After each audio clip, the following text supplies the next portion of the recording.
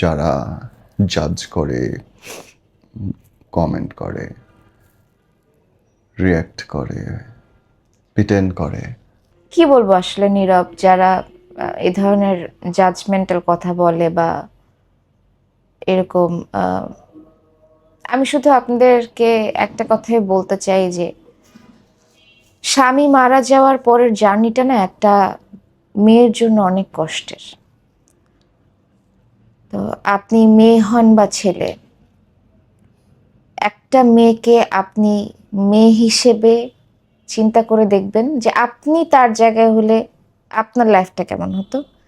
আবার একজন ছেলে চিন্তা করবেন যে আমার মেয়ের সাথে যদি এমনটা হতো তাহলে আমি কি করতাম, বা আমার বউয়ের সাথেও তো সেম জিনিসটা হতে পারে। আজকে আমি মারা গেলে আমার বউয়ের সাথে আসলে পরে কনসিকুয়েন্সেস কি হবে।